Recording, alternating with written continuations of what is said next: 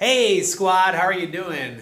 I'm doing this to save a little bit of time in class because we need to play our urban game and we don't have time to take these notes in class. So let's just review what we learned yesterday. You already took notes on this stuff. European imperialism. And so we talked about the motives of the Europeans when colonizing Africa and Asia. We talked about the need for economic markets, national pride, racism, a desire to Christianize, and a desire to civilize. So you should be able to explain one of these if we were to have a quiz on it.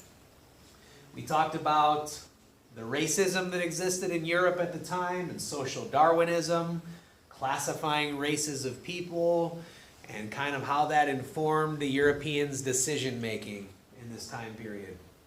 We did talk about the technological advances that the Europeans had, like guns, railroads, cables, steamships, and medicine to protect them from diseases that used to prevent them from going into the interior of Africa. We did talk about factors within Africa that made it vulnerable to colonization, which some of these might be a little overstated, but we do need to mention them. And lastly, we talked about the Berlin Conference, where 14 key European countries got together and decided to divide up Africa without consideration for its people, without any African representation there, based solely on, or mainly on, resources that Africa had, and how this would eventually very much transform the lives of Africans. So that leads us to today's notes. We're going to talk about some examples of imperialism. So you might want to start a new page or just add on to the notes that you already have, and here we go. Let's talk about assimilation. Assimilation is something that goes on when a minority group tries to become like the majority group in a society. So if this red apple was to try to become like one of the green apples, or was forced to become one of those green apples, here's a cartoon that might kind of help you with this. You ready? New guy. Yeah, he hasn't assimilated yet. So let's talk about the British and their control in Nigeria and a few other places. The British and the French are the two examples we're going to use, but Europeans didn't all have the same way of colonizing a place. They had some different kind of styles and strategies. So one that the British do employ is called indirect control. And that's where they allow the local political organization to exist, like your local chief or your local ruler. They're okay with that person maintaining their power, and they may even arm or support kind of the local political authority, but the British are always the highest authority. They do usually allow local officials to manage their own affairs, so curfew times, ideas about marriage, ideas about culture, they kind of let the locals govern those minor things. But when it comes to big economic matters, the British, they want final control of those decisions. And this is called indirect control. So there are some, I wouldn't say good things about this, but there's some consequences for this. One good thing is that local elites can kind of maintain control of their area. But, the thing is, no matter how much the locals speak English or act British, they'll never be British. The British don't allow you in that club. And so that's one of the drawbacks of this sort of imperialism. Moving on to the second kind. Let's talk about the French and how they controlled things in their colonies. The French and others use this policy called direct control. And this is where they assume complete control of the colony. Now, they're not as on board with a local leader or a local chief to kind of use their rules to govern the society. The French want to have the people speak French and act French and walk French, and they use these policies to enforce that. One is called paternalism, and it's this idea that the people that they are taking over are almost like children, and they need to be provided for, like a parent provides for his children. And just like children, the people are given no rights. So they're treated like children, not given any rights, and the idea is that the French would provide for them. Now we know realistically the French didn't really provide very well for their colonial children, but they certainly didn't give the people there any rights. They did expect Africans, especially African elites, to assimilate and become French. So the French, like so many Western cultures, they believe their culture is the best, and they expect others to embrace their culture, speak French, eat French, act French. Africans were forced to adopt French culture and become French. Now, one of the drawbacks of this, obviously, is that the locals maintain less control of their society than under the British system. However, one sort of powerful thing that comes out of this is that if you speak French and you act French and you talk French, you could rise up in that society and you could even become French, maybe at some point. So in the British system, you could never really be British, no matter how much you spoke English or dressed British or acted British. But in this system, theoretically, anybody could be a Frenchman as long as they embraced French culture.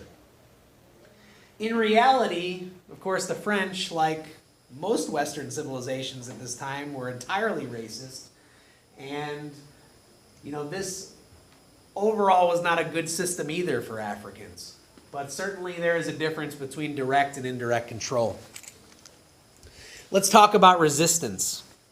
So in East Africa, there is major resistance. The French colonized Algeria. And in Algeria, they have what's called active resistance. So you're going to hear this. You're going to hear active resistance and spiritual resistance. These are the two types of resistance that Africans had. Active resistance is like in your face, guns, bombs, in the streets, hands-on sort of resistance, where the Algerians resisted French rule, and they did this with violence. So the French used violence on the Algerians, and the Algerian response was to use violence against the French. And eventually the French would leave Algeria because of that active resistance. In East Africa, there was a little bit of a different way of resistance. It's called spiritual resistance. So this would not involve necessarily violence. It would involve unifying people in a spiritual way. And so we're going to study this movement. It's called the Magic Water Movement, or the Maji Maji movement. And, if I explain it now, I think it'll sound very simplistic, and it may be a little oversimplified. But when we study this movement, you're going to see that it was much more than just magic water, but it was a way of uniting people in East Africa in a spiritual way that does lead to nationalism and independence in those regions.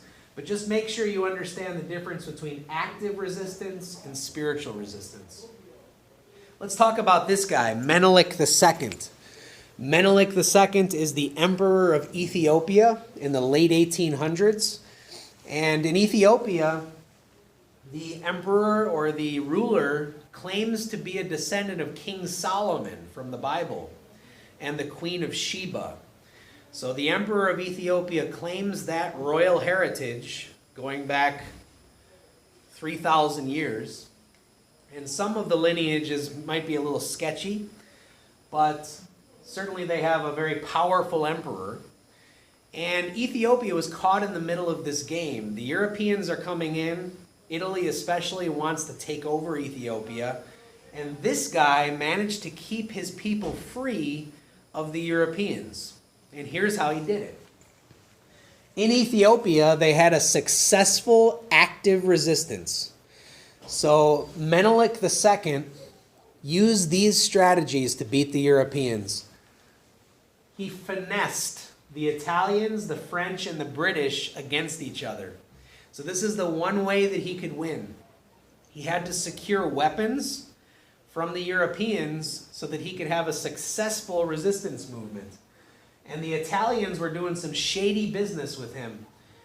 They had him sign a treaty in his language and a treaty in Italian.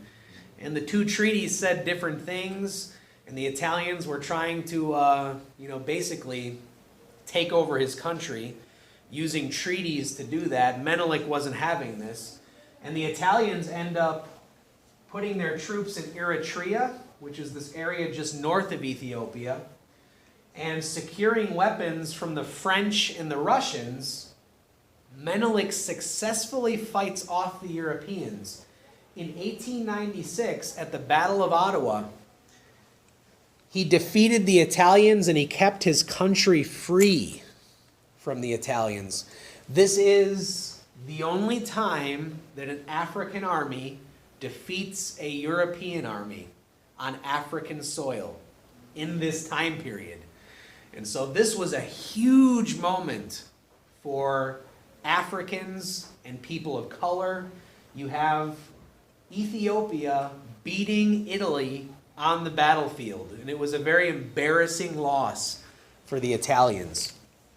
And he managed to keep his country free of the Italians. Now later on, Mussolini, in the World War II era, Mussolini's going to invade Ethiopia and claim a final victory for the Italians. But this was a very embarrassing loss, and Ethiopia became really the one place in Africa that is not colonized by the Europeans. And there's Ethiopia, surrounded by European control, but they maintain their independence. Let's talk about how the Africans benefited from colonial rule. Now, I'm sharing this with you, but let's be honest. It was not good to be colonized. This was not good for the African continent. It was good for the Europeans. But there are some benefits that Africans received. So here we go. And I'm just going to list really 3 of them here. First of all, it reduced local warfare.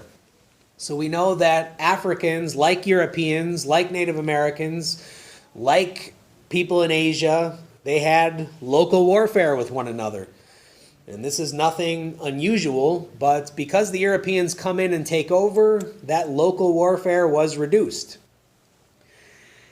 Now, there was improved education, and when I say improved education, I'm talking about Western education. There was improved sanitation, so the Europeans understood things about sanitation that maybe Africans hadn't done yet, and a Western way of life required those ideas about sanitation. Transportation, like railroads, eventually the automobile, come to Africa through the Europeans, and communication. So the telegraph, eventually the telephone. Africa gets all of those things. Now, the key thing with this is the Europeans weren't trying to help the Africans. They were trying to help themselves by bringing these things in. Africans only by chance, in the end, benefit from some of these things when the Europeans end up leaving. This one is key. African products were valued internationally after this. So around the world, because the Europeans had an influence around the world, they bring African products to markets all over. So I grew up in the 1980s in the south suburbs of Chicago, and I remember an African piece of art being on my coffee table. Around the world, even if you're not of African descent, African art, African music, African products are valued internationally, and that could be a benefit of imperialism. Now let's get to the real story, though. The negative consequences for colonial rule in Africa. Number one, European diseases. So with the Western way of doing things, people living on top of one another in urban areas, you're going to get those European diseases. Europeans bring with them diseases from their continent and from around the world, and that does have an effect on Africa. Loss of property. Obviously, Europeans stole African land, as they did in so many places. Famine occurs. So when the male population is fighting, they're not in the farm fields. Also, the economies in all of these areas were disrupted as people were forced to work in mines or harvesting cash crops, and then locals couldn't even make their own food. A lot of the famine that occurs in Africa in this time period is due to imperialism. There's a breakdown in traditions. So families are divided. Culturally, there's changes going on. And the African way of life was really changed. And there's a breakdown in family and local traditions that has an impact all the way down to this day. And lastly, there are artificial political divisions that would later lead to war. So people were combined in some countries that didn't belong in the same country, and people were separated from each other who should have been in the same country. Because again, the Europeans made those decisions about borders without any sort of consent from Africans or even any insight from Africans. When the Europeans end up leaving because they couldn't maintain their colonies anymore, those little groups would often go to war with each other when the Europeans leave. And so certainly the negative consequences for colonial rule in Africa, they have an impact all the way down to this day. That's going to conclude our lecture for today. And if you have any questions, hit me up with a text message. Thanks a lot.